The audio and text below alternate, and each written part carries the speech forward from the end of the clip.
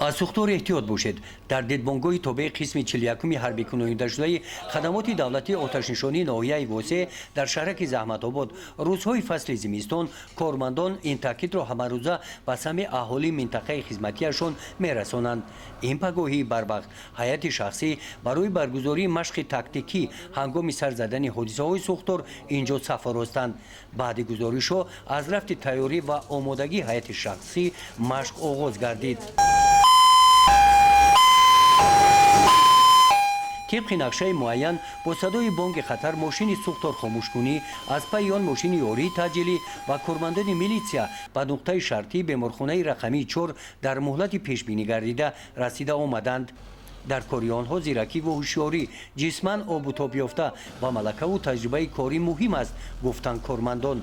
رفت مشق نشان داد که کارمندان دیدبانگاه قسم آتش نشانی از عهده آن وظیفه هایی که نزد آنها گذاشته شده بود با موفقیت برآمدند. مقصد از مشق ما از آن عبارت است که سر وقت خاموش نمودن سوختارها و از بیمارخانه نجات دادن بیماران و سیقل دادن دانش هیئت شخصی می باشد.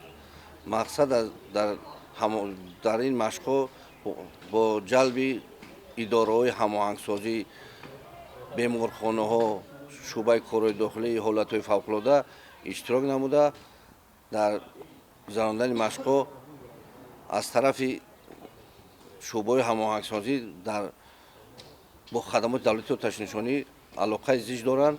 همه وقت ما در یک جایگی مشق رو تمرین می‌دهیم. مقصد تمرین دادن مشق این وظیفه هر روزه هیئت شخصی می باشد که در انشاءات ها و در اداره ها گذرانده می شود. در ادامه این چاره‌بینی با مقصد پیشگیری حادثه‌های سوختار رهبریت دیدبانگاه با کارمندان بیمارخانه عاید پیشگیری حادثه‌های سوختار کارهای فهماندهی گذرانیدند. طبق نقشه با مقصد پیشگیری حادثه‌های سوختار مشق‌های تاکتیکی در همه شهر و ناحیه‌های منطقه کولاب گذرانیده می‌شوند. گزارش خوجا نظریف خدای نظر ظهوروف از ناحیه واسه برای برنامه اطلاعاتی نوید.